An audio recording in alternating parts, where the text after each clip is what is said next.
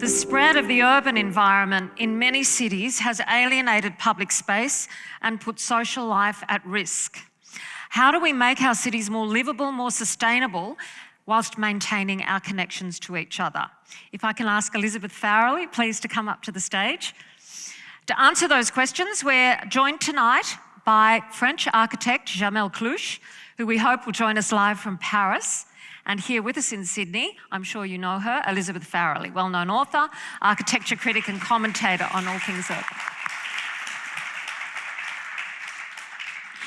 Djamel Klouche is a member of the AUC Collective, a Paris-based, there he is, architecture and urbanism office, which is active in France, Europe and internationally. He teaches architecture and urban design at the École Nationale Supérieure d'Architecture de Versailles. Djamel, bonjour. Yes. Are you there? Hello. Good evening. Good evening. How wonderful to see you. We have Elizabeth Farrelly here, who, as I think you know, is a commentator and architecture critic, a very well-known speaker on all things urban here in Sydney. We are going to talk together, Djamel, but I know that you are engaged in three fascinating projects which you would like to discuss a little bit first. Djamel is part of the new emerging breed of European architects who are responding, I guess, to the crises that we have, not just from the pandemic, but economic and environmental. And he's a firm believer in the city. He believes that despite the damage and the environmental chaos that we seem to be perpetuating, we must invest our energies and our love back into the city. That's right, isn't it, Djamel? Yeah, I think, thanks for the invitation. Our pleasure. Yeah, and good evening, everybody. So I'm in Paris. It's morning. I'm, as you say, I'm one of those architects who continue to believe in the city as the place where people can fulfill their potential. I think the city, even if has been badly treated for several decades by a kind of galloping and uncontrolled urbanization. And I think that has somewhat lost its aura during this world pandemic. In France, we saw several people leaving cities to small cities and to countryside. But for me, it remains, in my opinion, that place and space in which we must invest all our creative energy to demonstrate that it can be a really desirable environment for all. We are in the office very a lot of focusing on this question of transformation of cities. I don't know if I can share my. Yes, well, I know you have. You've talked about these three projects: the industrial wasteland, the two office blocks in Brussels, and the tower in Paris that is being transformed into student housing. Do you want to talk about one of them, or? I don't know. I can show several pictures or images and try to explain. Our philosophy of how we can stimulate could we please have the first image for Djamel's projects? While we're waiting, let me, I first just wanted to mention to everyone, in case you haven't caught up, that Elizabeth this week declared her candidacy as an independent for the Strathfield district in the New South Wales by-election. So we better just disclose that. Elizabeth holds a PhD in urbanism from the University of Sydney. Djamel, she's a former associate professor at the New South Wales University. Currently, Elizabeth is building an off-grid dwelling in rural New South Wales, which we're going to ask her about later. And her most recent book is Killing Sydney, The Fight for a City's Soul, because Elizabeth, like Djamel, believes that that fight is worth engaging in, correct? Absolutely. Yes, indeed. How do you make, I mean, if you get an industrial wasteland, something that's been damaged by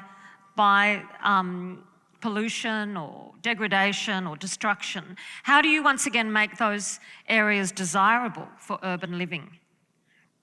I think usually clients ask us in France, to demolish and to rebuild new things on this wasteland. And for example, the project I would like to introduce is in Lille, in the north of France, which is an industrial historic area. So you have a lot of wasteland of steel factories, etc. So it's not really heritage, industrial heritage. It's more about capacity, a kind of, you have volumes and spaces, huge volumes and spaces. And I think now the economy of construction cannot finance and build this kind of volumes.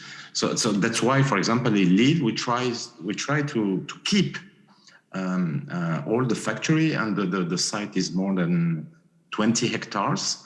And the factory, it was a steel factory. For example, in this factory was built the roof of the Musée d'Orsay in Paris. So it's a very old factory. And the factory used more than 65% of the land. So it's a kind of huge roof.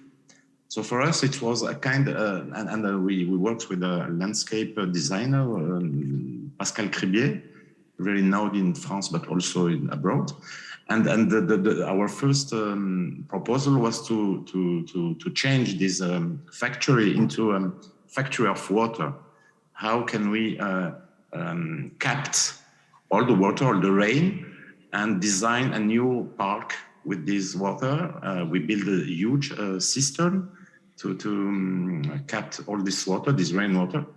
And we made a kind of irrigation of a park, which became a new matrix of public space for this new neighborhood, which is inscribed in a kind of popular district, industrial and popular district. So it was really a challenge for us, also with the client, to convince him to keep this factory. And now part of the factory became a kind of school of hospitality. So it's super nice because we have young students using the space and doing learning how to cook, how to make I don't know, boulangerie, patisserie, etc., etc. Yeah. And we made also a kind of covered passage, like the passage in Paris. And this school is address this passage, so it's super interesting, and also it's not commercial. You can see students working and animating this public space, and also this. We try to, and I think the volumes and the space give a kind of thing. It's impossible to do it now because I think the economy of construction cannot give the possibility to build a kind of hall which is 25 meter high. And it's become, now we are developing housing, etc., offices, but also productive activities around this huge area of the factory. And I think it became a kind of destination in the center of Lille, kind of very specific part of the city. Djamel, can I just bring in Elizabeth at this point? That sounds incredible, to transform something like that. Can you think of any examples of that in Sydney? I mean, we seem to do destruction so well and so fast and so consistently. How do we rebuild, and are there any examples that you like that have happened in our city?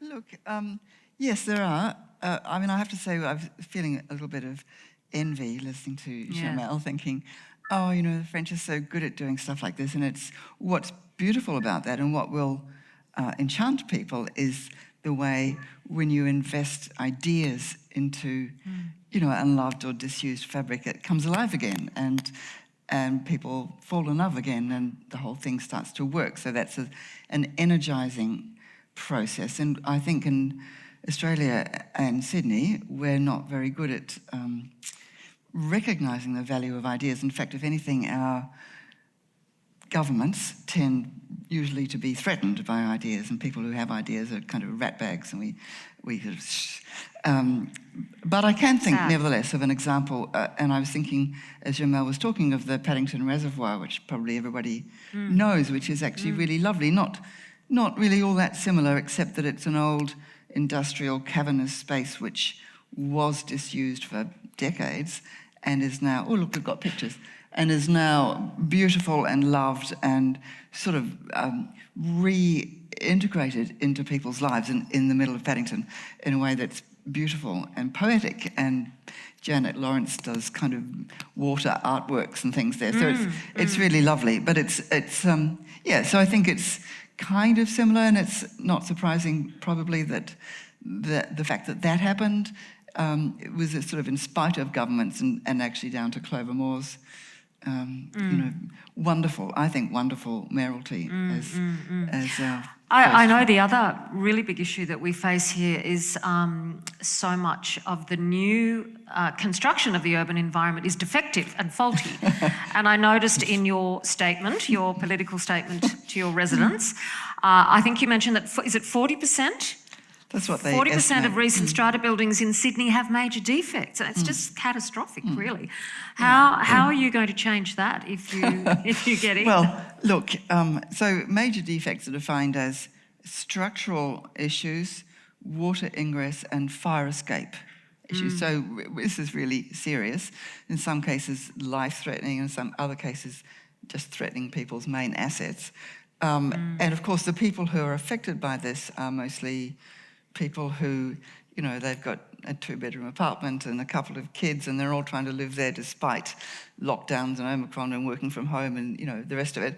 So they're not the privileged in our society. And although we have a building commissioner now, and in theory, he is doing a good job looking into it, how to stop this happening in the same way moving forward. But nobody's really addressing the dreadful situation that so many people have already found themselves in, like, for example, in the Opal Tower, and also in similar buildings that have yet to come fully to light. And so there will be people who, can't live in their apartment, can't sell it, it's their only asset or their main asset, and what are they supposed to do? Can't afford to take anyone to court. I think, this is obviously a case where government needs to step in and sort it out. It really does. So nobody else can do it. So, major royal well, commission, I think there should be a royal commission into the development industry as a whole. That's one of the platforms of my election campaign so far, which is all of a week, not quite a week old. Yes. Campaign colour. Got to stand out. Anyway, but I think it is really important to look into not just that issue, which I sort of tag faulty towers, but it's broader than that. It's developers increasingly coming to call the shots as to what is built, where it's built, how big it is, how much of public space it occupies, how many parks it destroys, and we have a planning minister who increasingly brings in new legislation to give developers more power. And I think, that's nuts. Yeah. So and losing out on any sort of ideas like this. Yes. Now, I think we finally, Djamel, are you still there? I think we have, is this the industrial wasteland transformed? Yeah. You can see the screen now. Yes, we can see it now. It's a great building. Okay, so you have here the existing situation. You can see that this huge quadrilateral of this huge halls. So it's more than 12 hectares covered by this building. And this is a model of our competition. So in our competition, we have a kind of word: the demolition is not a préalable, is not a prerequisite. And I think it's unusual to say that, because usually you demolish all the factory, you have a kind of land, flat land, empty land, and you can develop real estate.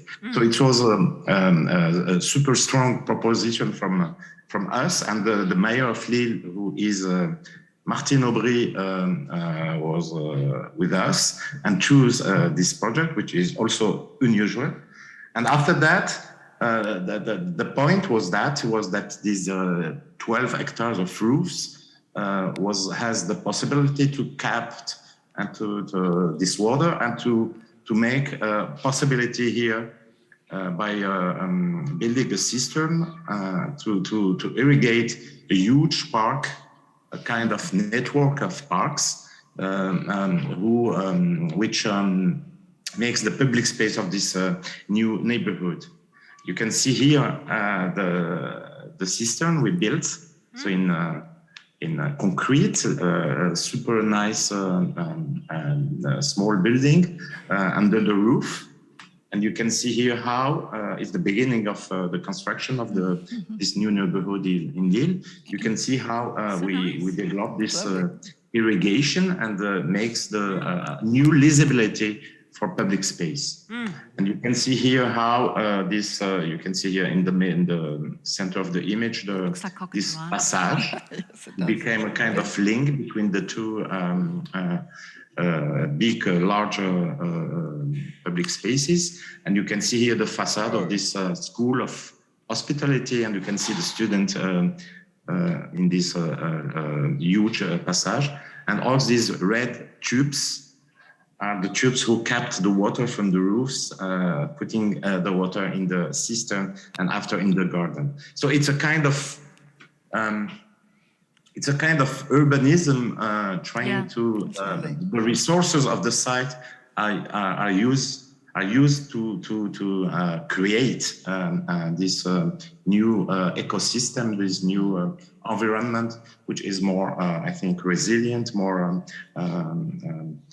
ecological, and I think more desirable by people. I love it.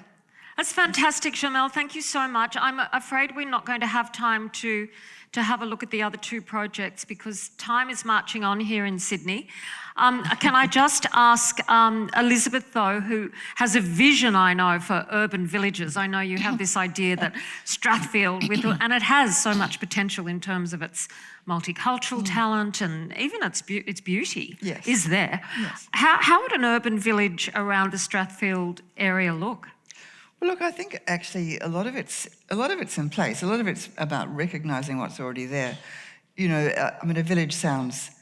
Perhaps I need a better word for it. A village sounds slightly, you know, folksy. Yes, and sort of slow cities. And I don't mind it. It needn't be like that. I mean, and I think it could be almost any size. But what I'm looking for is a word that means something that's really urban, and however big or small it is. So, and the way that Strathfield as an electorate is structured is sort of Croydon Village and, you know, Burwood and Strathfield. Burwood and Strathfield are quite big, and they've got sort of supermarkets and so on. And then, you know, Homebush Village, which is really sweet, and Flemington Village, which is tiny. And so, they're sort of strung together along a railway line. And then at the other end, there's the Cooks River, which I yearn to renaturalise and turn back into a proper waterway. You know, so the sort of structure of it is there, and all it really takes is a recognition that it's not just this homogenous kind of blur. It's actually, there's a lot of change of pace and change of quality in different sorts of streets. And as you go up and over the hill, there's, you know, enormous houses. I discovered this area where apparently houses are, the average is something like $8 million, $9 million. And I go, whoa.